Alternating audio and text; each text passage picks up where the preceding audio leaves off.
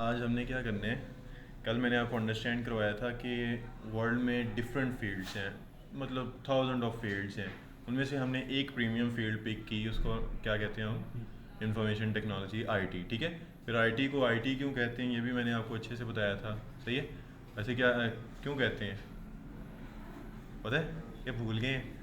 मतलब आईटी क्या होता है कि डाटा को कलेक्ट करना, पूरी की पूरी आईटी डाटा पे चलती है। सही है। उसको प्रोसेस करके पूरी दुनिया में ट्रांसमिट करना, that is called information technology. ठीक है।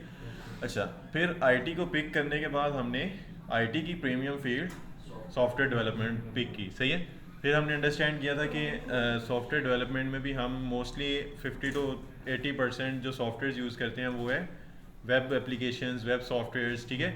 और मोबाइल्स में हैं तो मोबाइल एप्लीकेशंस। ठीक है। ये हम मोस्टली ज़्यादा यूज़ करते हैं। वैसे डेस्कटॉप एप्लीकेशंस भी चलती हैं बट ये इतने ट्रेंड पे नहीं आती। सही है। मतलब ये बने बने सॉफ्टवेयर्स हैं, यही हम यूज़ कर देते हैं। ऐसी डिमांड बहुत कम आती है कि मुझे डेस्कटॉप एप्लीकेशन बना दें। ठीक है। बहुत कम आती है क्योंकि यहाँ पर मैंने आपको रीज़न बताया था, डेस्कटॉप का जो सॉफ्टवेयर है वो यहाँ पर ही है, वो आप किसी और के पीसी में यूज़ नहीं कर सकते। ठीक है। इस वजह से क्लाइंट यूजली जाते हैं वेब सॉफ्टवेयर की तरफ। मैं आपको एक विज़िट भी करवाता हूँ। कमिंग कमिंग लाइक ये एक वेब सॉफ्टवेयर है। ठीक है। अब इसको अगर एक्सेस करना है तो आपने लॉगिन करना है पहले, तो लॉगिन करते हैं।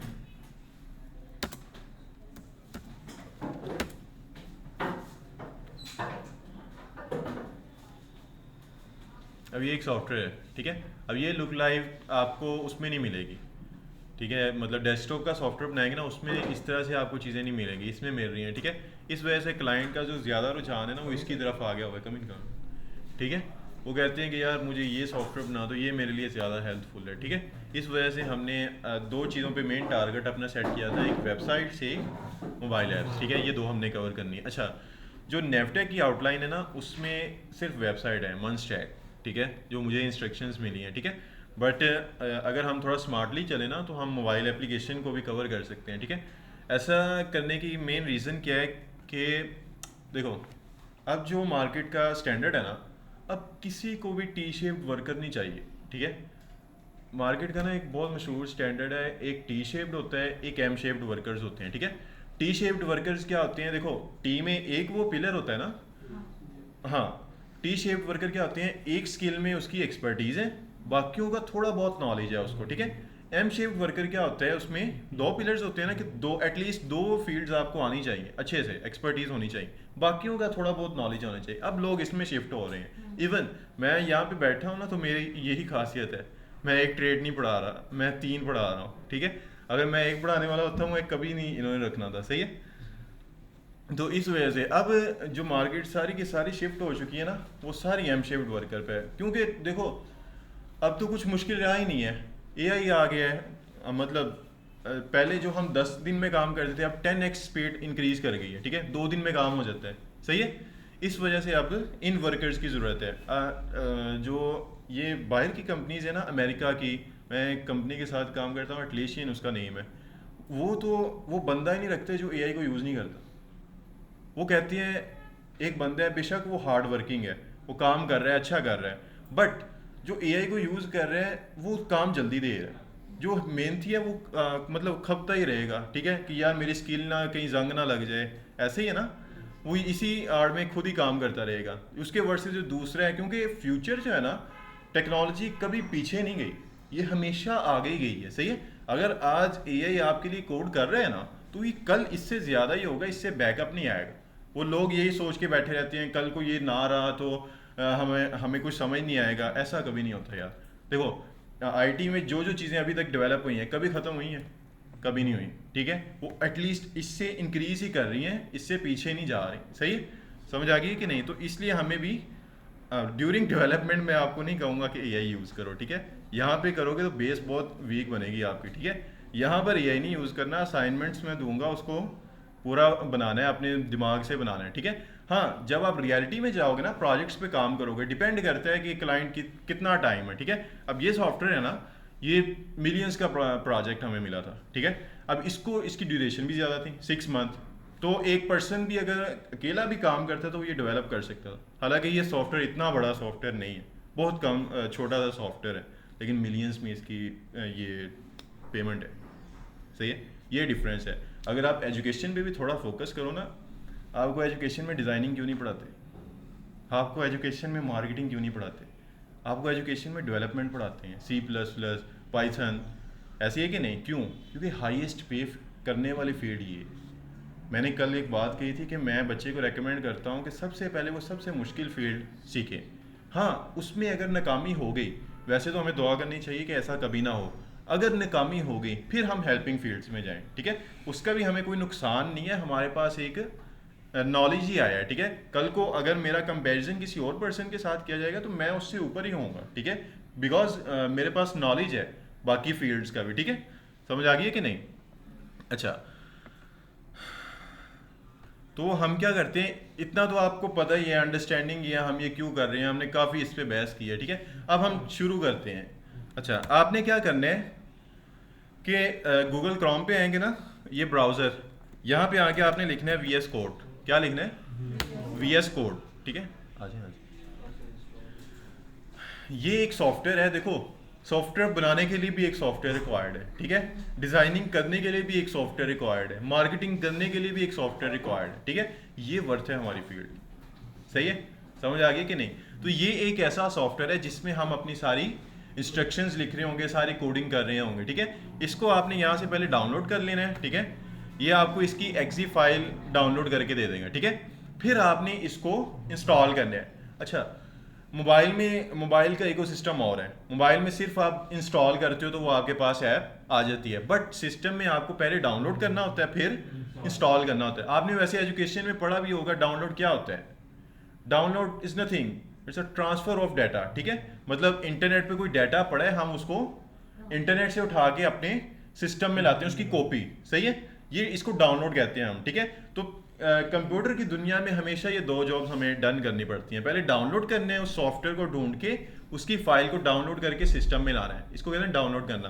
फिर आपने वो फाइल डाउनलोड हो जाएगी तो उसको इंस्टॉल करना है, ठीक है? वो कैसे करना है, आप डाउनलोड्स में आएंगे, यहाँ पर ये ना फाइल का जो नीचे होता है ना आइकन, इस पर आप क्लिक करोगे ना तो ये इस तरह का इन्वायरमेंट आपके सामने ओपन हो जाएगा, ठीक है?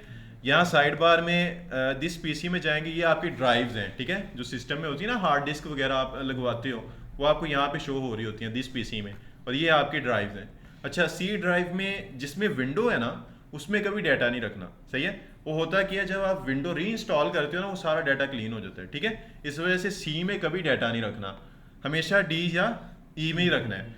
अच्छा, उसके अलावा अगर साइड बार में आप देखें ना, तो यहाँ डाउनलोड्स का टैब आ रहा होता है। इस डाउनलोड के टैब में ना आप जो भी डाउनलोड करोगे ना इस इंटरनेट से, वो सारा का सारा यहाँ पे कंटेंट पड़ा होता है। जैसे मैंने VS कोड को डाउनलोड किया ना, तो इसकी .exe फाइल उसने मुझे यहाँ पे दे दी है। इसको आप सिंपल डबल क्लिक करके इंस्टॉल कर लोगे। सही है, इंस्टॉल का मतलब क्या है, इसको मेरे सिस्टम में इनिशिएट करो, इसको यहाँ पे लाओ। सही है, मैंने इसको यूज़ करना है, ठीक है? आपने सिंपली यहाँ से इसके एग्रीमेंट्स एक्सेप्ट करने हैं, नेक्स्ट। यहाँ से ये सारे जो बटन्स हैं ना, ये चेक मार्क्स हैं, इनको चेक कर लेना, ठीक है? इसकी रीज़न मैं आपको बताता हूँ क्यों। पहले तो क्रिएट अ डेस्कटॉप आइकन, मतलब डेस्कटॉप पे एक आइकन बन जाएगा, इनका मैं आपको बताता हूँ आगे। फिर नेक्स्ट कर देना और सिंपली यहाँ से इंस्टॉल कर लेना है। मेरे पास ये पहले से पड़ा है तो मैं इसको री इंस्टॉल नहीं करूँगा, टाइम लगेगा, तो इसको मैं कैंसिल कर देता हूँ। सही है, आप इस तरह से इसको इंस्टॉल कर लोगे। ये पहला काम आपने करना है, ठीक है? पहला काम क्या है, सब रिवाइज करेंगे। VS कोड को डाउनलोड करने है पहले, फिर इंस्टॉल करना है। डाउनलोड का मतलब क्या है, ट्रांसफर ऑफ डाटा, ठीक है? इंटरनेट से डाटा उठा के अपने सिस्टम में लाना है, बस ये डाउनलोड है। फिर उसको अगर सिस्टम में यूज करें तो उसको इंस्टॉल करना है, ठीक है? समझ आ गई है कि नहीं? अच्छा, आपके माइंड में होगा फिर मोबाइल में ऐसा क्यों नहीं करते, मोबाइल में डाउनलोड और इंस्टॉल क्यों नहीं करते? मोबाइल में तो डायरेक्ट इंस्टॉल हो जाते हैं। मोबाइल में जो आपको हाँ, नहीं, प्ले स्टोर पे जो एप्लीकेशन है ना, वहाँ पे उन्होंने सारे सॉफ्टवेयर, जब भी आपने कोई नई ऐप को पब्लिश करना है ना, उसकी फाइल डाउनलोड करके प्ले स्टोर पे रख देते हैं, वो सारे के सारे। वो फिर आप जस्ट लाइक उसको इंस्टॉल करते हैं, वो आपके सिस्टम में आ जाते हैं, मोबाइल में आ जाते नहीं, वहाँ पर उसका इकोसिस्टम ऐसे है, वो जस्ट आपको फील होता है, लेकिन उनके सर्वर्स पे पहले सारी ये फाइल रख दी जाती हैं, ठीक है? इवन आपने कोई ऐप को करना है ना वहाँ पे पब्लिश, तो एक फ़ाइल हमें बनानी पड़ती है .apk फाइल, सही है, उसको हम पब्लिश करते हैं प्ले स्टोर में और सिंपली फिर वहाँ से इंस्टॉल कर लेते हैं। समझ आ गई कि नहीं? अच्छा, कुछ सॉफ्टवेयर्स होते हैं जो आपको प्ले स्टोर्स पे नहीं मिलते, ऐसे ही है ना, वो आप पहले गूगल पे जाके सर्च करके वहाँ से डाउनलोड करते हो फिर इंस्टॉल करते हो। ऐसा क्यों है? क्योंकि जो प्ले स्टोर का इकोसिस्टम है ना, वहाँ पर करप्ट सॉफ्टवेयर्स नहीं रखे जाते, ठीक है। वहाँ पे जो सिक्योर सॉफ्टवेयर्स है ना, सिर्फ वही पब्लिश हो सकते हैं, इसलिए जो करप्ट सॉफ्टवेयर्स हैं वो फिर आप गूगल से जाके डाउनलोड करते हैं। समझ आ गई? वैसे अदरवाइज़ आपको सारे सॉफ्टवेयर्स जो सिक्योर है मोबाइल के लिए वो प्ले स्टोर पे मिल जाते हैं, या iOS में हो तो ऐप स्टोर पे मिल जाते हैं, सही है। इतना समझ आ गया कि नहीं? ओके। अच्छा, इससे नेक्स्ट आपने क्या करना है, VS कोड इंस्टॉल करने के बाद आपने अपनी किसी भी ड्राइव में चले जाना है, C ड्राइव में चले जाए, सॉरी C में नहीं जाना, D में जाना है, ठीक है। और वहाँ पे जाके ना आपने फोल्डर बनाना है, ठीक है। मैं क्योंकि टीचिंग कर रहा हूँ तो यहाँ पे आ जाता हूँ, यहाँ पे एक फोल्डर मैं बना लेता हूँ, नेवटेक बैच 01, ठीक है। अच्छा, जितने भी आपने डेवलपमेंट के फोल्डर बनाने हैं ना, उनमें आपने स्पेस नहीं रखनी उनके नेम्स में, ठीक है। उनके नेम्स को देखो, जैसे मैंने हाइफन्स के साथ ख़त्म किया ना, आपने भी इसी तरह करना है। वो सम टाइम ना पार्ट्स का इशू बन जाता है, इस वजह से आपने ये कभी भी गलती नहीं करनी। डेवलपमेंट के जो फोल्डर्स हैं ना, उनमें स्पेस नहीं लिखनी आपने, सही है। अच्छा, ये फोल्डर बना लिया आपने। अब आपने क्या करना है, इसको आपने ओपन करना है कहाँ पे? VS कोड में, क्योंकि मैं सारी इंस्ट्रक्शंस कहाँ पे लिखूंगा? VS कोड में। देखो, मैंने बताया था कि कंप्यूटर कुछ भी नहीं है, ये इंस्ट्रक्शंस पे चलता है, सेट ऑफ इंस्ट्रक्शंस पे। हम इसको इंस्ट्रक्शन देते हैं, ये वो काम करता है, सही है। अब वो इंस्ट्रक्शन देनी कहाँ पे है? वैसे तो नहीं ना लिख सकते कि मैं विंडो पे आया हूँ, यहाँ पे इंस्ट्रक्शंस लिखना शुरू कर दूँ, ऐसा नहीं होता। वो इंस्ट्रक्शन देने के लिए हमने ये सॉफ्टवेयर डाउनलोड किया है, ठीक है, इसको इंस्टॉल किया है। अब ये फोल्डर क्यों बनाया है? क्योंकि मेरी इंस्ट्रक्शन डिफरेंट हो सकती हैं। हो सकता है मैं इंस्ट्रक्शंस लिखना चाह रहा हूँ एजेंट बनाने की, AI एजेंट बनाने की मैं इंस्ट्रक्शंस लिखना चाह रहा हूँ, तो ये एक सेपरेट कैटेगरी है। मैं एक इंस्ट्रक्शंस लिखना चाह रहा हूँ POS सॉफ्टवेयर बनाने के लिए, एक सेपरेट कैटेगरी है, ठीक है। इन कैटेगरीज को मतलब डिफ्रेंशिएट करने के लिए हम ये फोल्डर्स बनाते हैं, ठीक है। ये फोल्डर का नेम ना हमेशा आपने जो भी प्रोजेक्ट होगा, जिस भी प्रोजेक्ट पे काम करो, लाइक वो POS है, वो CRM है, वो EMS है, जो भी है, उसी नाम से आपने ये फोल्डर का नेम रखना है, ठीक है। और भी रख सकते हैं, बट वो डिफ़िकल्टी फिर आपकी बढ़ेगी, सही है। नॉर्मली हम क्या करते हैं, ये जो फोल्डर का नेम है ना, ये उसी नेम से रखते हैं जो क्लाइंट का प्रोजेक्ट होता है। समझ आ गई? फिर आपने, मैंने क्योंकि यहाँ पे क्लासेस पढ़ानी है, तो मैं यहाँ पे फिर एक और फोल्डर बना लूँगा, क्लास 01, ठीक है। फिर इसको राइट क्लिक करेंगे ना यहाँ पे, इस फोल्डर के अंदर आके यहाँ पर आपको ऑप्शन मिल रहा है ओपन विद कोड का। अब याद करो, मैंने कहा था ना वो चेक मार्क्स सारे करने हैं चेक, ऐसे ही है ना, वो सारे चेक किए हैं, तो यहाँ पे ये ऑप्शन आ रहा है ओपन विद कोड का, अदरवाइज नहीं आता। ये एक्सपेरिमेंट करके देख लेना, सही है। यहाँ से आपने इसको ओपन विद कोड कर लेना, ठीक है। अगर बाई चांस आपको इंस्टॉल करते वक्त आपने चेक नहीं किए, सही है, भूल गए हैं, फिर आप क्या कर सकते हो, यहाँ पर ये फोल्डर है ना, यहाँ पर ऊपर आ रहा है सर्च बार, क्या आ रहा है?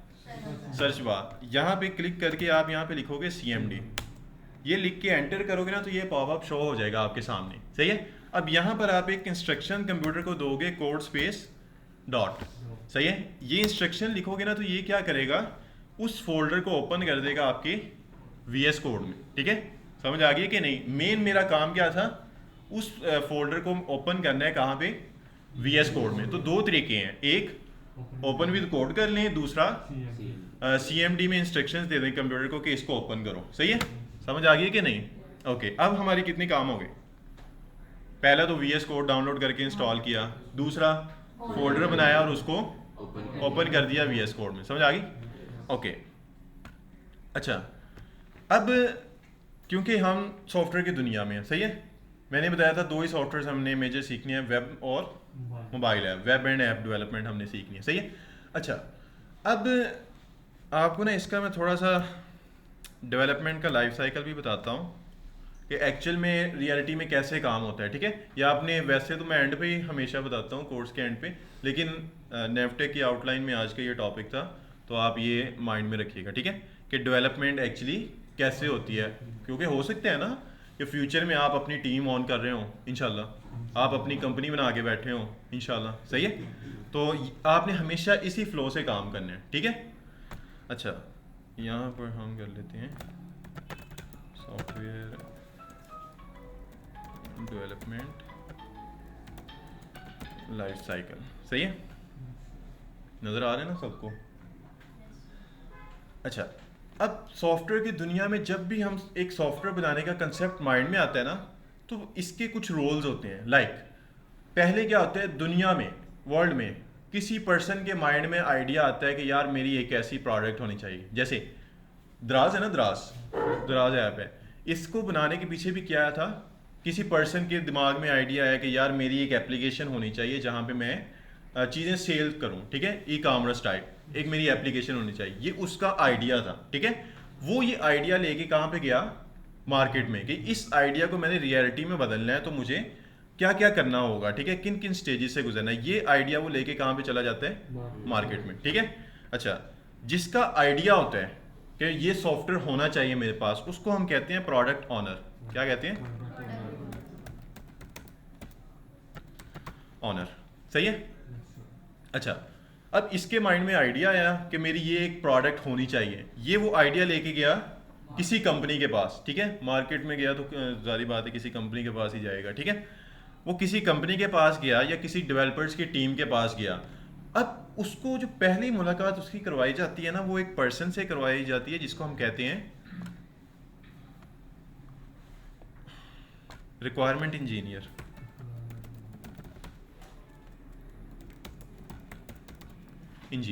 सही है।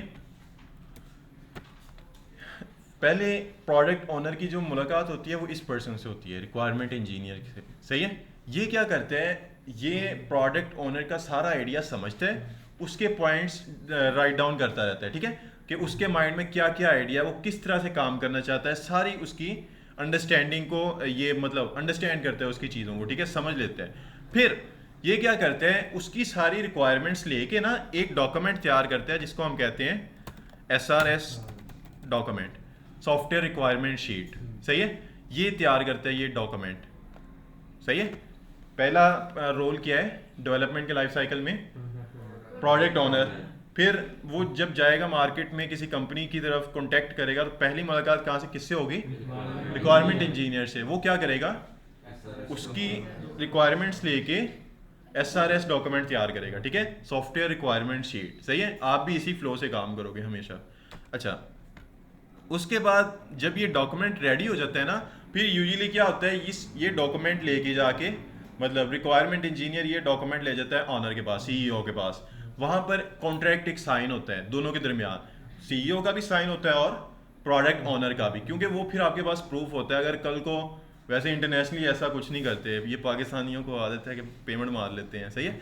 तो अगर पेमेंट का कोई मसला बने भी ना, तो आप मतलब लॉ से ले सकते हो, ठीक है, कानून के जरिए भी ले सकते हो। इसलिए ये कॉन्ट्रैक्ट डन होता है जिसमें लिखा जाता है कि ये सॉफ्टवेयर है और मतलब इसके ये रिक्वायरमेंट्स हैं, हम ये इससे ले रहे हैं, हम मतलब पूरा डिफाइन करते हैं कि ये किस तरह से काम होगा, इसके ऊपर कितने % काम करेंगे, कितनी ड्यूरेशन होगी, ये सारा डिफाइन करते हैं।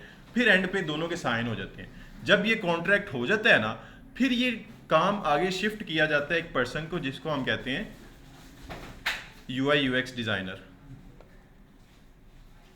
कौन होता है वो, UX डिज़ाइनर, सही है। ये वो डॉक्यूमेंट जो तैयार किया होता है ना SRS, वो किसको शिफ्ट कर देते हैं, UI UX डिज़ाइनर। ये क्या करते हैं, उसकी रिक्वायरमेंट को देखते हुए ना ये डिज़ाइन बनाता है आपके सॉफ्टवेयर का, कि वो दिखने में कैसा होगा, किस बटन पे क्लिक करने पे क्या होगा, ये सारा वो डिफाइन करते हैं। जो ग्राफिक डिज़ाइनिंग है ना, इसके साथ रिलेट करने वाली फील्ड UI UX डिज़ाइनर।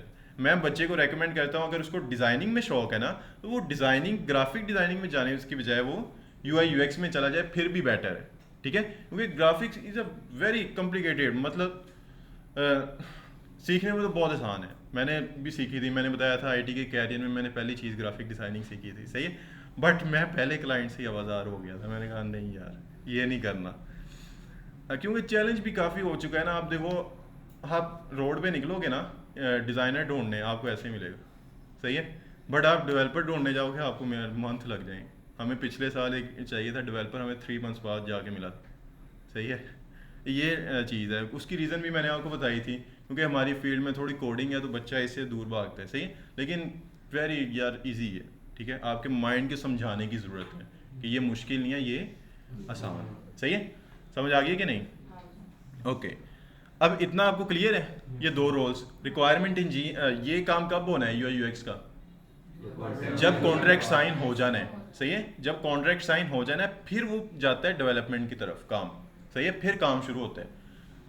वो क्या करते हैं, जो एसआरएस डॉक्यूमेंट होता है ना, वो शिफ्ट करते हैं यूआई यूएक्स को। जैसे जस्ट लाइक ये कोई वेबसाइट है ना, अब इसको ये ऐसी दिखेगी, ये किसने डिफाइन किया है? यूआई यूएक्स डिजाइनर ने। इसके इस बटन पे क्लिक करने पे क्या होगा, ये किसने डिफाइन किया है? UI UX designer. हमने बस करवाया है, उसने कहा है यूआई यूएक्स डिजाइनर ने कि ये ऐसे करना है। सही है, वो करवाया किसने है? डेवलपर्स ने, हमने। सही है, ये जस्ट लाइक इसका जितना भी ये आपको यूआई नजर आ रहा है, ये सारा यूआई यूएक्स डिजाइनर डिजाइन करता है। ठीक है, फिर आप उसको शिफ्ट करते हो रियलिटी में, कोडिंग में। समझो, यहां से फिर काम किसको शिफ्ट होगा? यूआई यूएक्स डिजाइनर से डेवलपर के पास।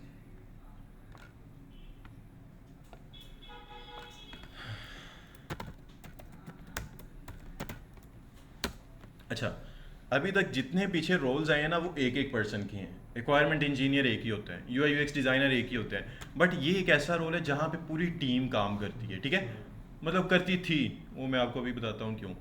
यहाँ पर डिफरेंट रोल्स होते हैं, like front end developer. Front end developer क्या होता है? जिसने ये बनाना होता है, फ्रंट एंड बनाना होता है एक वेबसाइट का। जो यूआई यूएक्स उसने बनाया है ना, उसका सारा फ्रंट एंड बनाना है उसने। ये जो मुझे नज़र आ रहा है, ये फ्रंट एंड, ये जो काम करता था उसको हम कहते थे फ्रंट एंड डेवलपर। ठीक है, फिर एक रोल होता था बैक एंड डेवलपर। कौन होता था? Back end developer. उसकी जॉब क्या होती थी, जैसे ये मैंने बटन क्लिक किया है ना, ये यहाँ पे आया है, इस पे मूव किया है इसने, फिर यहाँ पे एक फॉर्म है, ये फॉर्म सबमिट होगा तो इसका डाटा डेटाबेस में भेजना है। सही है, ये डिफाइन किसने किया है? बैक एंड डेवलपर ने, कि किस बटन पे क्लिक करने पे कौन सा एक्शन परफॉर्म करना है, ये डिफाइन करता है बैक एंड डेवलपर। ठीक है, कि फ्रंट एंड का जितना भी डाटा है उसको कैसे मैनेज करना है, डेटाबेस में कैसे भेजना है, ये सारा बैक एंड डेवलपर का काम होता है। ठीक है, फ्रंट एंड डेवलपर ने सिर्फ ये डिज़ाइन करना, मतलब डिज़ाइन को HTML CSS में शिफ्ट करना होता है। ठीक है, बाकी जो फंक्शनैलिटी है वो बैक एंड डेवलपर लगाता है। सही है, समझ आ गई है कि नहीं? अच्छा, अब एक और रोल होता है यहाँ पर डेटाबेस एडमिनिस्ट्रेटर का। किसका? Database administrator. उसकी जॉब क्या होती है कि जो फ्रंट एंड से डाटा आ रहा है ना, जस्ट लाइक यहाँ पर फॉर्म फिल होगा, ये डाटा कलेक्ट करेगा वो डेटाबेस एडमिनिस्ट्रेटर, और इसको मतलब कहीं पे सेव कर देगा। जैसे हार्ड डिस्क होती है ना हमारी परमानेंट डाटा स्टोर करने के लिए। ठीक है, इसी तरह डाटा बेसिस भी बने बनाए सॉफ्टवेयर होते हैं। ठीक है, जहाँ पर हम अपना डाटा परमानेंटली स्टोर करते हैं। यहाँ पर आपके माइंड में क्वेश्चन होगा कि हम हार्ड डिस्क में क्यों नहीं करते, अगर दोनों ही सेम है।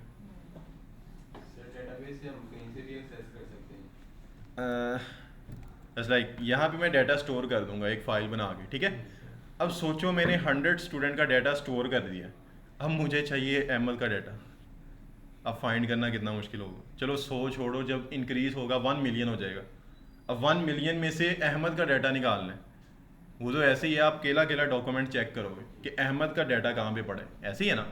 इस चीज़ के लिए हम फिर हार्ड डिस्क नहीं यूज़ करते परमानेंट डाटा स्टोर करने, हम डाटा बेसिस यूज़ करते हैं, बने बनाए सॉफ्टवेयर। ठीक है, कि हम उनमें डाटा भी स्टोर कर सकते हैं। फिर अगर मुझे रीड करना है ना, मतलब डाटा फेच करना है डाटाबेस से, वो सारी क्यूरीज आपको प्रोवाइड करता है। आप कहते हो जिनकी एज 18 से ऊपर है वो वाले सारा डाटा मुझे दे दो, या हमजा का डाटा मुझे ला के दो, या सारा दे दो। सही है, ये सारे एक्शन आप परफॉर्म कर सकते हो डेटाबेसिस के थ्रू। ठीक है, फिर डाटा को अपडेट करना, डिलीट करने की लॉजिक्स भी डेटाबेसिस ही आपको प्रोवाइड करती हैं, वरना यहाँ तो मैनुअली आपको करना पड़ेगा। सही है, समझ आ गई कि नहीं? अच्छा, 3 रोल हो गए ना, front end developer, back end developer और डेटाबेस एडमिनिस्ट्रेटर। तीनों का काम कंफर्म है ना, क्या मतलब क्लियर है ना कि क्या क्या करते हैं? अच्छा, अब इनके ऊपर एक डेवलपर होता है, इनका लीडर, वो होता है फुल स्टैक डेवलपर। क्या होता है? Full stack developer. लाइक उसको फ्रंट एंड डेवलपमेंट भी आती है, उसको बैक एंड डेवलपमेंट भी आती है, उसको डेटाबेस एडमिनिस्ट्रेशन का काम भी आता है। इसको हम कहते हैं फुल स्टैक डेवलपर, जो कि आप यहाँ पे बनने आए हो। सही है? उसने क्या करना होता है? इन सब से काम लेना होता है कि तुमने फ्रंट एंड इस तरह से डेवलप करना है, बैक एंड इस तरह से करना है, डेटाबेसिस को इस तरह से मैनेज करना है। ये किसका काम होता है? फुल स्टैक डेवलपर का। ठीक है। हाँ, अगर सोचो फ्रंट एंड डेवलपर ना हो, बैक एंड डेवलपर ना हो, डेटाबेस एडमिनिस्ट्रेटर ना हो, सॉफ्टवेयर फुल स्टैक डेवलपर भी बना लेगा, क्योंकि उसको तो तीनों चीज़ें आती है ना। बस मार्केट के रूल मतलब काम स्मूथली चलता रहे, हम सारा काम उससे नहीं करवाते, क्योंकि कॉम्प्लिकेटेड है ना। वो बेचारा पहले फ्रंट एंड बनाएगा, फिर बैक एंड बनाएगा, कितनी कॉम्प्लिकेशन से जाएगा। इसलिए हम क्या करते हैं, जब टीम एज अ टीम काम करते हैं ना, तो ये डिफरेंट डिफरेंट रोल से काम करवाते हैं। बट इनके ऊपर लीडर जो होता है वो फुल स्टैक डेवलपर होता है। सही है? अच्छा, जब ये डेवलपर्स अपना काम कर लेते हैं ना, इनका काम क्या होता है? ये जो हमें डिज़ाइन मिला है ना, इसको रियलिटी में शिफ्ट करना है, मतलब कोडिंग में शिफ्ट करना है। सही है? इस तरह का पूरा इसको बनाना है, ये डेवलपर्स का काम होता है। सही है? अब जब ये अपनी जॉब डन कर लेते हैं ना, फिर ये आगे काम शिफ्ट होता है एक और टीम को, जिसको हम कहते हैं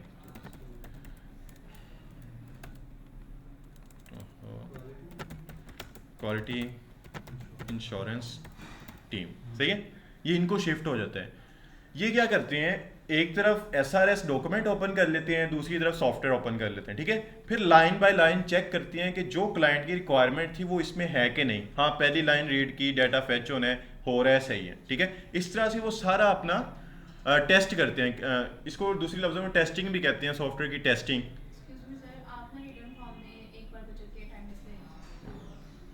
सही है? इसको क्या दूसरे लफ्ज़ों में क्या कहते हैं? सॉफ्टवेयर की टेस्टिंग करना, कि जो जो क्लाइंट ने मांगा था वो ओके है सारा। सही है? जब ये साइन कर देते हैं कि हाँ ओके है, कोई इसमें गलती नहीं है, सब कुछ हो रहा है, फिर ये आगे काम शिफ्ट किया जाता है डेवऑप्स इंजीनियर को।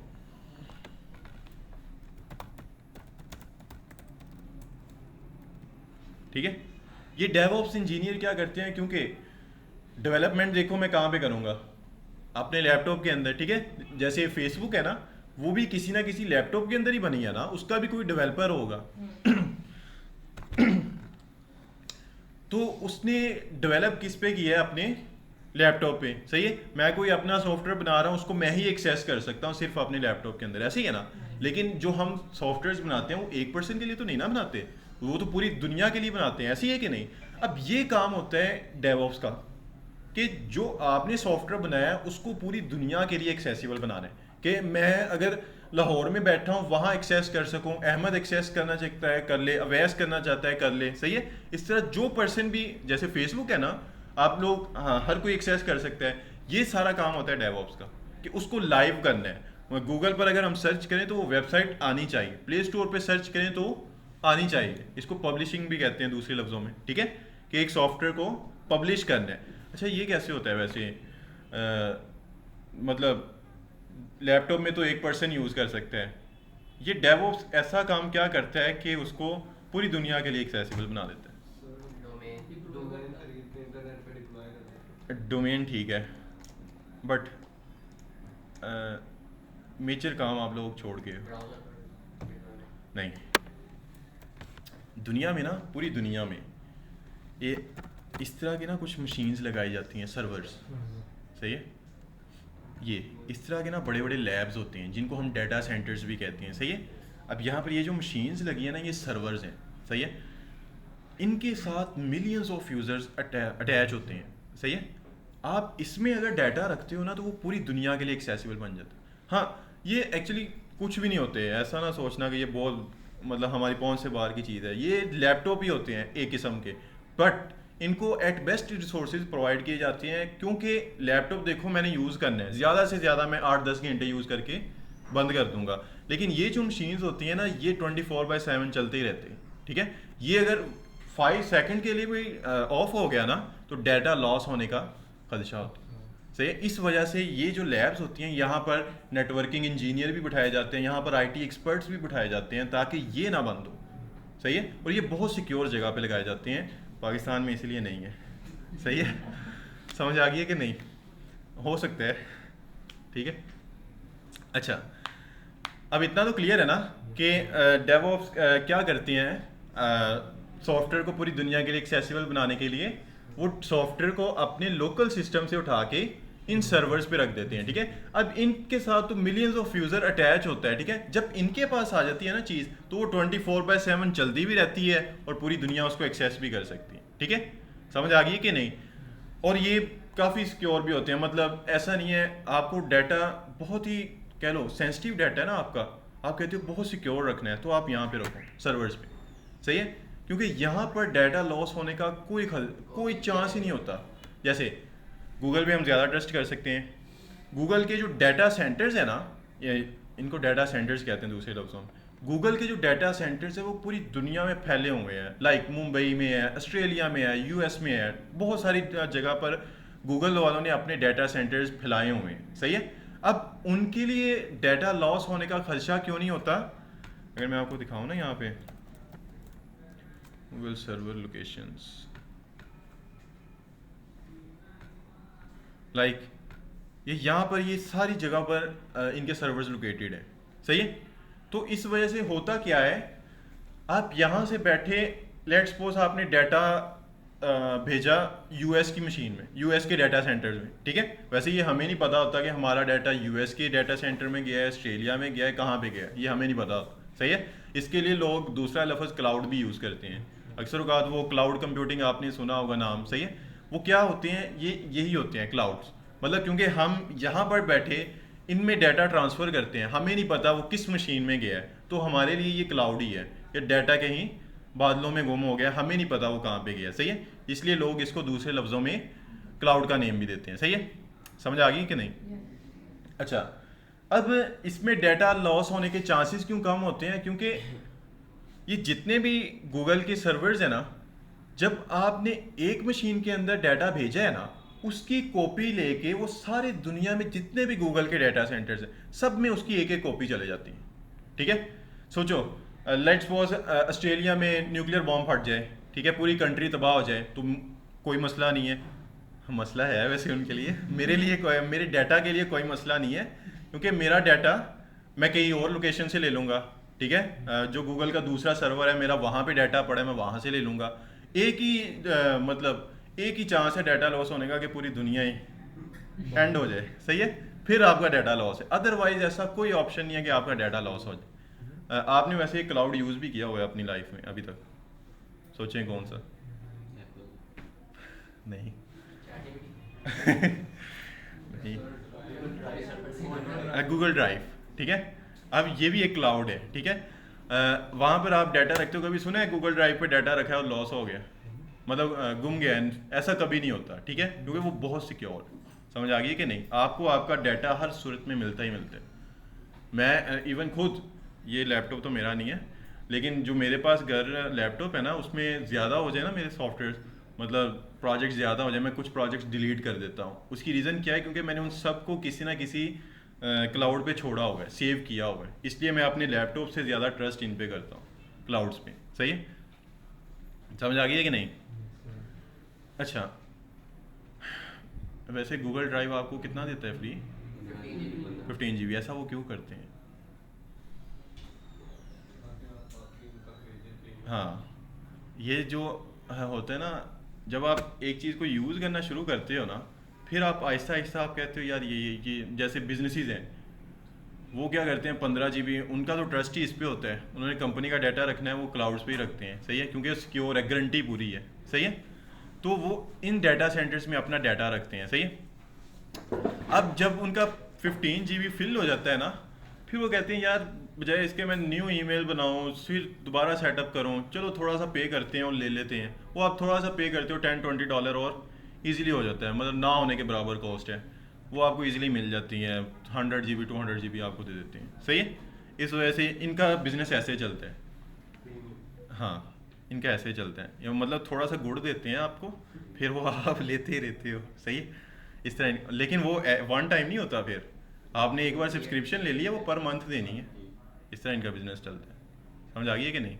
जैसे ये चैट जीपीटी है ना, चैट जीपीटी, इसको जो कंपनी ऑन करती है, ओपन एआई, वो अभी तक लॉस में है, मतलब उनको इसका कोई फ़ायदा नहीं हुआ अभी तक। जो इसके सीईओ है सैम आल्टमैन, ठीक है। फिर अब ये कैसे चल रहा है सर ये अगर ये लॉस में ही है?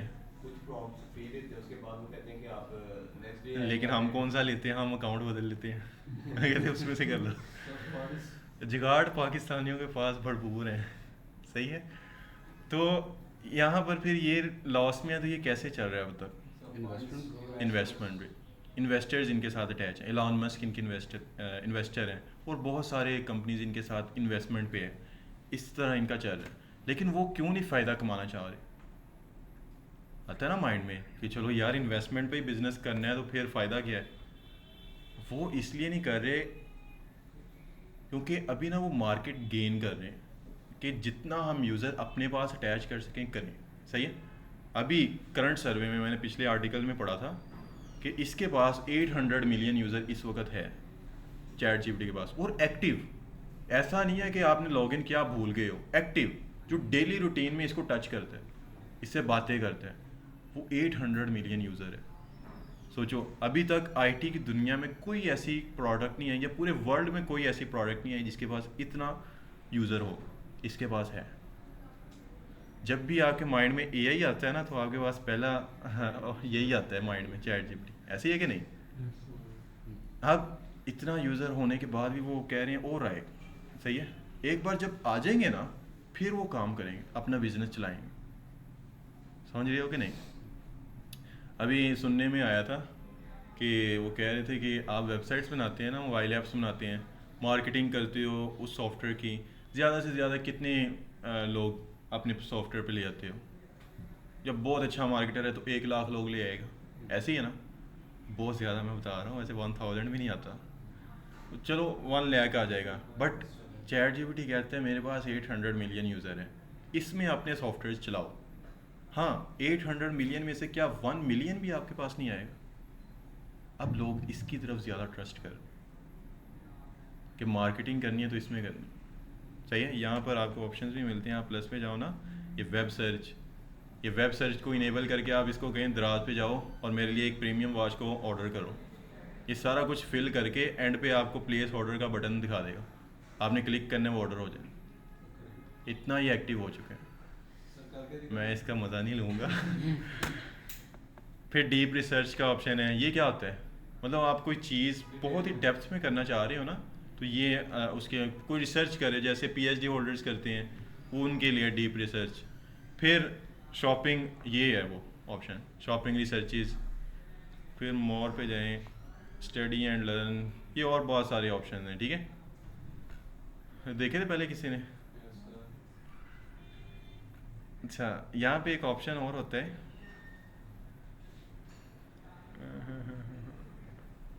एप्स। इसको कभी एक्सप्लोर किया आपने? उसके साथ कनेक्ट कर दें। ये क्या है वैसे? ये बने बनाए एजेंट्स हैं। जिस तरह चैट जीपीटी है ना, आप उससे बातें कर रहे हो, वो आपको आंसर कर रहे हैं। ये उस तरह लोगों ने डिफरेंट अपने एजेंट्स बनाए हुए हैं अपने यूज़ केस के लिए, कि लाइक मुझे अडोब फोटोशॉप का एजेंट चाहिए जो मुझे अडोब फोटोशॉप के रिलेटेड गाइड करें, सही है। तो लोग, किसी ने ये बना लिया है, सही है। इसी तरह ये डिफरेंट सॉफ्टवेयर हैं जो डिफरेंट डिफरेंट लोगों ने बनाए हुए हैं, सॉरी एजेंट बनाए हुए हैं, सही है। आप भी बना सकते हो, अगर आप यहाँ पे आओ ना, कस्टम जीपीटीज। वैसे ये मेरा अकाउंट है ना, इस पर अपग्रेड नहीं है, वरना इधर ऑप्शन आ जाता है कस्टम जीपीटीज का, ये क्रिएट, सही है। यहाँ से आप अपना कस्टम एजेंट भी बना सकते हो चैट जीपीटी की तरह, सही है। बट इसका उनको फ़ायदा क्या है? वो इतनी अपॉर्चुनिटी क्यों दे रहे हैं कि लोग हमारे अंदर चैट जीपीटी के अंदर आके अपने कस्टम एजेंट भी बना लें? ऐसा वो क्यों कर रहे हैं? क्योंकि उनके यूज़र भी जो है वो इधर से हाँ, क्योंकि आप यहाँ पे बनाओगे एजेंट, किसी को आप अगर शेयर करोगे तो वो आएगा कहाँ पे? चैट जीपीटी में। इसकी पब्लिक और इंक्रीज़ होगी, ठीक है। फिर इन्होंने ये बनाए क्यों? क्योंकि चैट जीपीटी जो है ना, ये एक जनरल एजेंट है जो बड़ी बड़ी कंपनीज के प्रॉब्लम्स को फिक्स करता है। अब जो छोटे छोटे फर्म्स होते हैं ना, मतलब मेरा कोई प्रॉब्लम है, जैसे किसी शॉप का प्रॉब्लम है, अब ये उनके लिए नहीं बनाया गया, सही है। लाइक चैट जीपीटी को तो नहीं ना पता मेरी टीम क्या करती है या कंपनी क्या करती है, उसको नहीं पता, सही है।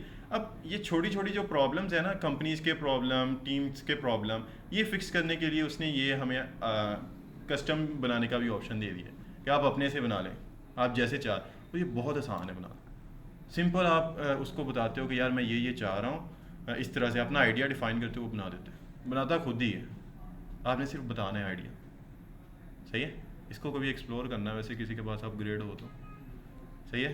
वैसे मैंने भी अभी तक नहीं इसको लिया, सब्सक्रिप्शन नहीं ली, ज़रूरत ही नहीं पड़ी कभी। हाँ, जब अपग्रेड करने का कहता है मैं अकाउंट बदल लेता हूँ। ठीक है। अच्छा, अब ये डेवऑप्स का काम तो आपको पता चल गया है ना, डेवऑप्स क्या करते हैं। अच्छा, जब ये काम अपना डन कर लेते हैं ना, फिर ये लास्ट पर्सन के पास जाती है, ये उसको हम कहते हैं मार्केटर। मार्केटर जो इस सॉफ्टवेयर की मार्केटिंग करते हैं, मतलब दुनिया को बताते हैं कि ये हमने एक सॉफ्टवेयर बनाया है, इसने ये प्रॉब्लम्स फिक्स की हैं वर्ल्ड की, आप इसको यूज़ करें। जैसे चैट जीपीटी भी है ना, वो किसी ने बनाया था, फिर किसी ने उसकी मार्केटिंग की थी, उसकी फेसबुक एड्स चलाई थी, उसकी यूट्यूब एड्स चलाई थी कि ये एक सॉफ्टवेयर बना है, इसको यूज़ करें आप। सही। ये काम होता है मार्केटर का। ठीक है। तो ये सारे रोल्स हैं जो एक सॉफ्टवेयर को डेवलप करने में काम करते हैं। अब रिवाइज करो कोई पर्सन, कौन कौन से हैं।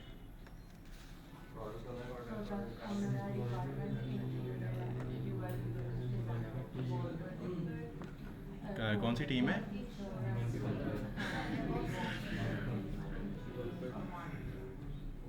ठीक है। अच्छा, आपके माइंड में होगा कि सर आप कह रहे थे कि आपने अकेला काम करना है, फिर ये कैसे करें, मुझे तो एक सॉफ्टवेयर डेवलप करना पड़ गया तो इतने सारे बंदे रखने पड़ जाएंगे। ऐसी है कि नहीं, वो हो सकता है इतने का सॉफ्टवेयर ना हो जितना एक्सपेंस निकल आए। ऐसे ही है ना। अच्छा, अगर आप थोड़ा स्मार्टली सोचो ना, प्रोडक्ट ऑनर तो वही है जिसने बनवाना है। ये रिक्वायरमेंट का काम क्या आप नहीं कर सकते, मतलब रिक्वायरमेंट्स ही लेनी है ना, उससे एक दिन बैठ के मीटअप कर लो और उसकी सारी रिक्वायरमेंट्स ले लो और एक SRS तैयार कर लो MS वर्ड पे। ठीक है। ये कौन सा मुश्किल काम है। सही है।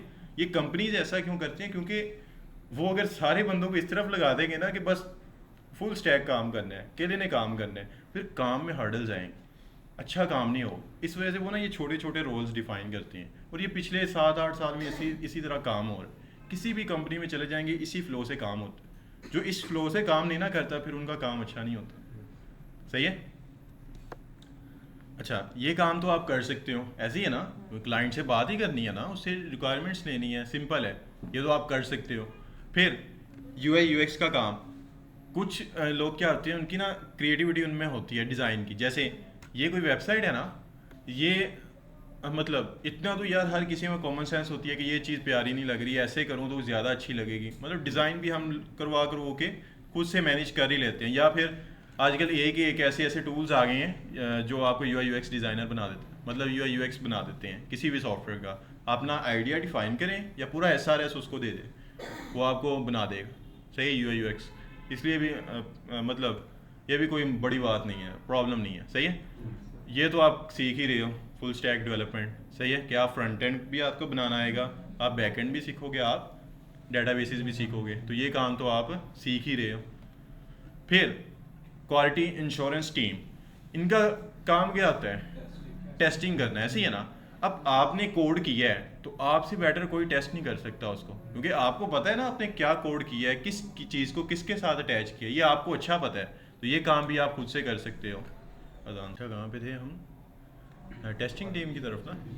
अच्छा, टेस्टिंग मैंने आपको बताया, क्योंकि कोड आपने किया है तो आपको बेटर पता है कि आपने किस चीज़ को किस तरह से कनेक्ट करना है। वैसे अगर किसी और से करवाएं वो तो पता नहीं क्या क्या नुक्स निकाल देता है, ये ऐसे नहीं था वो ऐसे था। सही है। तो अगर आप अकेले काम कर रहे हैं तो आपको तो ज़्यादा आइडिया ना इस चीज़ का, टेस्टिंग कैसे। ये दो तरह की टेस्टिंग्स होती हैं, एक ह्यूमन टेस्टिंग होती है, एक ऑटो टेस्टिंग होती है। मतलब मैनुअल टेस्टिंग और मशीन टेस्टिंग या ऑटो टेस्टिंग उसको कहते हैं हम। मैनुअल टेस्टिंग क्या होती है कि हम खुद से सारी चीज़ें चेक करें। मशीन टेस्टिंग क्या होती है कि हम कुछ लॉजिक्स लिखते हैं, कुछ टेक्निक्स लिखते हैं आपके प्रोजेक्ट्स के अंदर, कि वो सारा सॉफ्टवेयर खुद ही बता देता है कि इसमें ये प्रॉब्लम्स हैं। सही है। इसको कहते हैं मशीन टेस्टिंग, ऑटो टेस्टिंग। सही है। ये भी आप खुद कर सकते हो, इजी है। हाँ, यहाँ पर थोड़ी सी आपको हेल्प की ज़रूरत पड़ जाएगी डेवऑप्स में। ठीक है। लेकिन मोस्टली हमारे कोर्स का वैसे पार्ट भी होता है, हम पब्लिशिंग सीखते हैं। ठीक है। मतलब लाइव करना, होस्ट करना, ये तो हम आइडिया ले ही लेते हैं, सही है। लेकिन फिर भी अगर किसी पॉइंट पे आपको बहुत कम होता है, बहुत कम किसी पॉइंट पे ज़रूरत पड़ जाती है आपको डेवऑप्स की हेल्प लेने की, गाइड लेने की, सही है। वैसे मोस्टली नहीं पड़ती। हाँ, ये काम नहीं आप कर सकते मार्केटर का, ये आपको डिजिटल मार्केटर ही चाहिए फिर इसकी मार्केटिंग करने के लिए, ठीक है।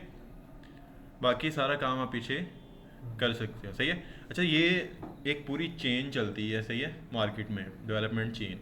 इसमें क्या होता है, एक डॉक्यूमेंट तैयार किया जाता है जिसपे हर टीम के साइन लिए जाते हैं। लाइक रिक्वायरमेंट इंजीनियर ने अपना काम किया, साइन कर दिए कि मेरा काम डन है। यूआई यूएक्स डिज़ाइनर ने अपना काम किया, आगे चेक करवाया, इसके साइन हो गए, काम डन है। डेवलपर्स ने काम किया, इनके साइन लिए। क्वालिटी इंश्योरेंस ने काम किया, इनके साइन लिए। इस तरह से ये पूरा एक रिकॉर्ड रखा जाता है अपने पास एक डेवलपमेंट प्रोजेक्ट बनाने के लिए, सही है। समझ आ गई है कि नहीं। अगर आप भी फ्यूचर में काम करेंगे तो इसी फ्लो से काम करेंगे, सही है। अगर एज अ टीम कर रहे हैं, अगर सेपरेट कर रहे हैं तो फिर तो सारा खुद ही करना है, जो कि ईजी है, इतना मुश्किल नहीं है, सही है। इतना समझ आ गया आपको ये डेवलपमेंट लाइफ साइकिल। इसमें कोई प्रॉब्लम है तो पूछें। नहीं अहमद ले रहे सबको, किसी को कोई प्रॉब्लम, कोई किसी चीज़ की समझ ना आई हो।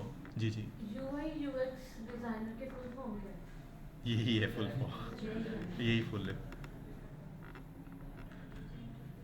ये डेवलपर हैं, कोई क्या कह रहा था, कोई डेवलपर कह रहा था, ये डेवलपर है सही है। अच्छा, क्लियर है ना ये सारा। अब आउटलाइन मैंने कल आपको बताई थी, क्या पढ़ना है हमने। अच्छा, क्योंकि डेवलपमेंट में हम पहला काम क्या करेंगे, पहले तो स्ट्रक्चर बनाना सीखेंगे। कभी आप भूल जाओ ना कि डेवलपमेंट में हम क्या क्या सीखेंगे, क्या क्या सीखते हैं, तो कंस्ट्रक्शन की एग्जांपल अपने माइंड में ले आना। जैसे हम एक बिल्डिंग खड़ी करनी है ना, तो पहले क्या करते हैं, ईंटों से उसका बनाते हैं ना स्ट्रक्चर, पूरा स्ट्रक्चर वो खड़ा करते हैं। इसी तरह किसी सॉफ्टवेयर का स्ट्रक्चर बनाना है तो हम एक लैंग्वेज सीखते हैं, उसको कहते हैं HTML। क्या कहते हैं? HTML। फुल फॉर्म क्या है इसकी? Hyper text markup language. Use किस लिए होती है? कंटेंट को स्ट्रक्चर करने के लिए, ठीक है। हाइपर टेक्स्ट मार्कअप लैंग्वेज है, सही है। Not a programming language, it's just a markup language. अगर कोई आपसे पूछे मार्कअप लैंग्वेज क्या होता है आप क्या बताओगे? हाँ, नहीं, वेब का नहीं, आपने कहना है कंटेंट को स्ट्रक्चर करने वाली लैंग्वेज को हम मार्कअप लैंग्वेज कहते हैं, ठीक है। प्रोग्रामिंग लैंग्वेज क्या होती है? किसी किए हुए काम में रूह डालना, उसमें मतलब पूरी फंक्शनैलिटी लाना, ये प्रोग्रामिंग लैंग्वेज का काम होता है, सही है। अच्छा, पहला काम तो हमने क्या करना है, स्ट्रक्चर खड़ा करना है। जिस तरह बिल्डिंग का एक स्ट्रक्चर खड़ा होता है ना ईंटों से, इसी तरह हमने सॉफ्टवेयर का स्ट्रक्चर खड़ा करना है थ्रू HTML, ठीक है। फिर कंस्ट्रक्शन में दूसरा काम क्या होता है, जब स्ट्रक्चर खड़ा हो जाता है हम उसकी डिज़ाइनिंग करते हैं, पेंट वगैरह करवाते हैं, ऐसी है ना। इसी तरह हम अपने सॉफ्टवेयर की डिज़ाइनिंग करेंगे थ्रू CSS। किससे? CSS। ये दूसरा टूल हम पढ़ेंगे। हम यहाँ राइट डाउन भी करते रहते हैं। फर्स्ट नंबर पे हमने पढ़नी है HTML, ठीक है। दूसरे नंबर पे क्या पढ़ना है? CSS। पढ़नी क्यों है? अपने स्ट्रक्चर को डिज़ाइन करने के लिए, ठीक है। अच्छा, इसकी फुल फॉर्म है कैस्केडिंग स्टाइल शीट। क्या है? कैस्केडिंग स्टाइल शीट, ठीक है। अब इसको ये क्यों कहते हैं, ये जब हम इस पे जाएंगे ना फिर ये डिटेल में डिस्कस करेंगे कि इसको कैस्केडिंग स्टाइल शीट क्यों कहते हैं, ठीक है। अभी हम HTML में है तो हम HTML की बातें करेंगे। अच्छा, थर्ड नंबर पे क्या जॉब होती है हमारी एक कंस्ट्रक्शन में? वही, वहाँ पे जावा से करते हैं सब कुछ? नहीं, वहाँ पे तीसरा काम क्या होता है डिज़ाइनिंग के बाद? नहीं, कंस्ट्रक्शन में वायरिंग। ऐसे ही है ना कि बटन्स के क्लिक करने पे ये लाइट ऑन होगी, ये फ़ैन ऑन होगा, सही है। ये काम करते हैं, तो ये इसको कहते हैं फंक्शनैलिटी लाना काम में। अब वेब में या सॉफ्टवेयर में हम वो फंक्शनैलिटी लाने के लिए एक प्रोग्रामिंग लैंग्वेज पढ़ेंगे, जावास्क्रिप्ट, ठीक है। अब एक आपने और लैंग्वेज नाम सुना है, टाइपस्क्रिप्ट। ऐसी है ना, दोनों में कोई डिफरेंस है? क्या है? क्या करने के लिए बनाइए? इम्प्रूव। दोनों प्रीटी मच सेम है। मतलब टाइप स्क्रिप्ट में क्या होता है कि टाइप्स ऐड हो जाती हैं हर चीज़ की, ठीक है। जावा स्क्रिप्ट में विदाउट टाइप्स काम किया जाता है। एक्चुअल में जो प्रोग्रामिंग लैंग्वेज आई थी ना पहले, वो टाइप स्क्रिप्ट थी।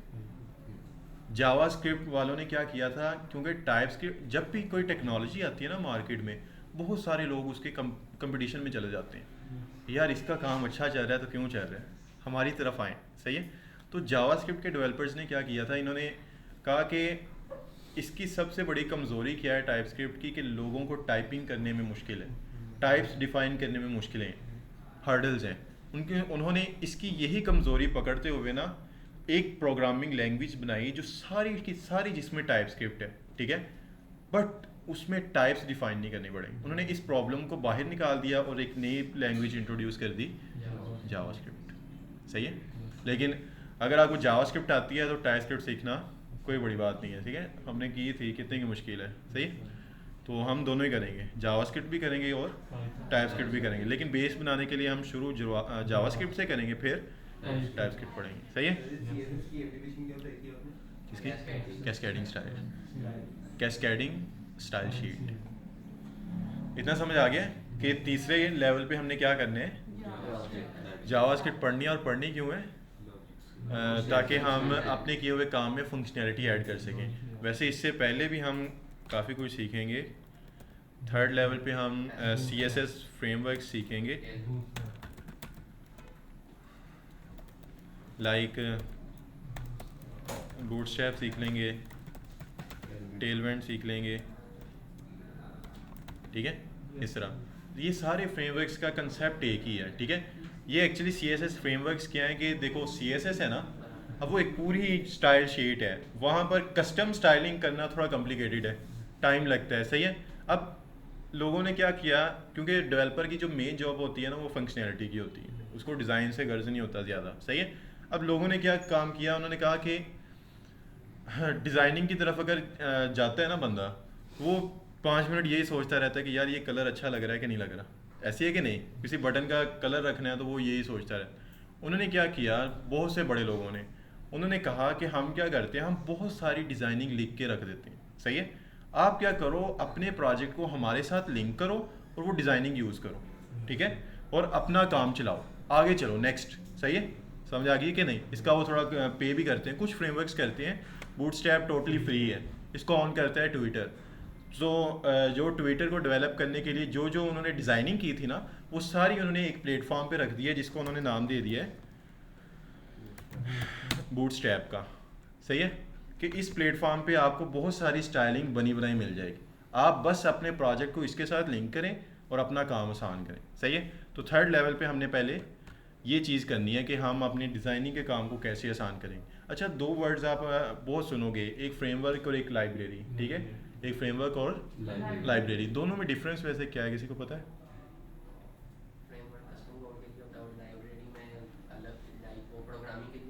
हाँ, नहीं, मैं आपको बताता हूँ। लाइब्रेरी जो उनकी होती है ना, वो पहले से बना हुआ कोड होता है, सिर्फ आपने उसको उधर से एक्सेस कर लेना होता है। पहले वो एक तरह से बना हुआ कोड होता है, मतलब आपने एक बटन है, प्रॉब्लम बनी होती है उसको। ठीक है, बट आपने हमेशा याद रखना है, फ्रेमवर्क्स जो होती है ना, वो ऑल प्रॉब्लम्स का सलूशन, मतलब सॉफ्टवेयर को बनाने के लिए जो जो आपको प्रॉब्लम्स आ सकती हैं ना, उन सब का सलूशन आपको फ्रेमवर्क्स देते हैं। सही है। कि ऑल प्रॉब्लम का सलूशन, उसको हम कहते हैं फ्रेमवर्क। लाइब्रेरी क्या होती है, किसी पर्टिकुलर प्रॉब्लम का सलूशन। सही है। कि लाइक मुझे बटन बनाने में हर्डल्स थी, तो किसी ने मेरी इस प्रॉब्लम को फिक्स कर दिया और अपने एक कस्टम लाइब्रेरी इंट्रोड्यूस करवा दी। सही है। ये दोनों में खास मेजर डिफरेंस है। तो थर्ड लेवल पे तो हमें ये सीखना है, बूटस्ट्रैप और टेलविंड, अपनी डिज़ाइनिंग के काम को आसान करने के लिए। चौथे पे हम क्या करेंगे, चौथे पे हम ये क्लाउड वगैरह को सीखेंगे ज़रा, ठीक है।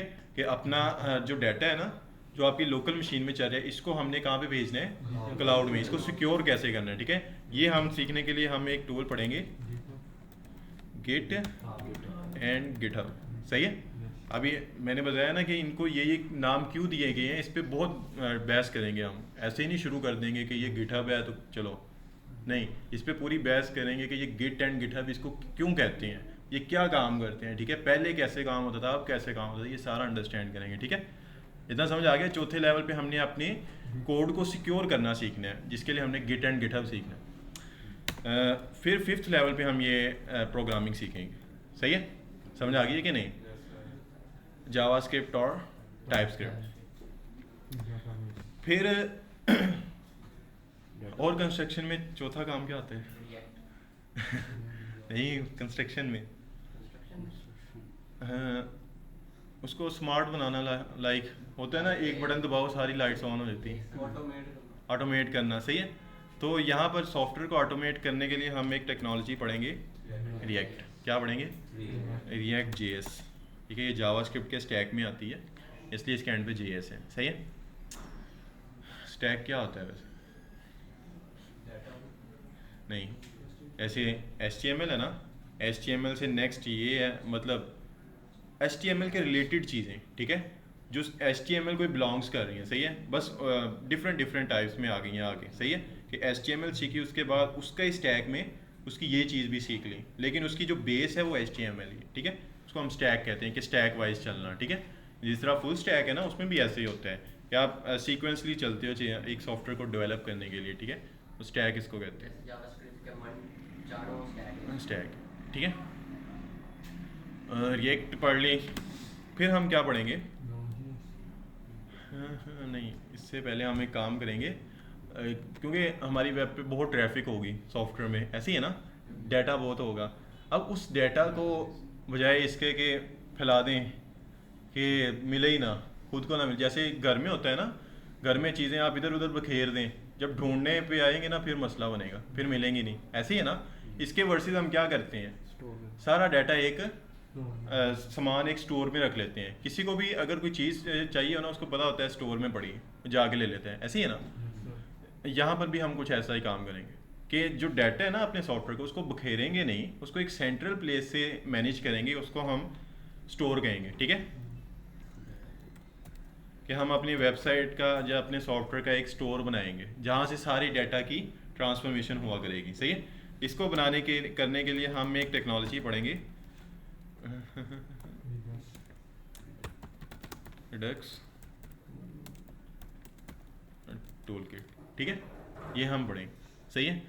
अच्छा, 8वें नंबर पे हम बैकएंड की तरफ जाएंगे। ये सारा फ्रंट एंड का काम है, सही है, ये सारा फ्रंट एंड का काम है। अच्छा, अब यहाँ से काम आगे शुरू होगा बैकएंड का, जिसमें हम Node.js पढ़ेंगे, सही है। फिर एक्सप्रेस पढ़ लेंगे, फिर डेटाबेस की तरफ जाएंगे 10 नंबर पे, MongoDB की तरफ, सही है। समझ आ गई कि नहीं? ये सारी आउटलाइन है। हाँ, नेटिव को इसके अंदर कोई रूल नहीं है। यहाँ पर मैंने बताया ना, ये चीज़ें अगर हम जल्दी स्मार्टली कवर कर लेना, तो यहाँ पर एक चीज़ हम ऐड कर लेंगे, react native for mobile application development, सही है। समझ आ गई है कि नहीं? हाँ, तो फिर क्या बन गया आप? Full stack web and mobile application developer. वो यहाँ पे हम बनाएंगे, ये Node.js और एक्सप्रेस को यूज़ करते हुए हम APIs बनाएंगे, ठीक है।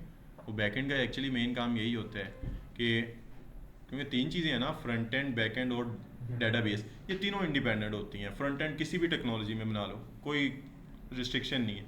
बैक एंड किसी भी टेक्नोलॉजी में लिख लो, कोई रिस्ट्रिक्शन नहीं है। डेटाबेस कोई भी अटैच कर लो, कोई रिस्ट्रिक्शन नहीं। बट इनके दरमियान जो इनको कनेक्ट करना है ना आपस में, फ्रंट एंड को बैक एंड के साथ, इसको कनेक्ट करने के लिए हम API का यूज़ करते हैं, सही है। वो तो डेफिनेटली बनाएंगे, सही है। अच्छा, ये हमने कवर करना है कंटेंट, सही है। समझ आ गई है कि नहीं? अब कल से हम HTML से शुरू करेंगे, सही है, फिर CSS, फिर देन नेक्स्ट चलते जाएंगे। अब आप लोगों को वो देखना है कि आप लोग कब तक कंसिस्टेंट रहते हो।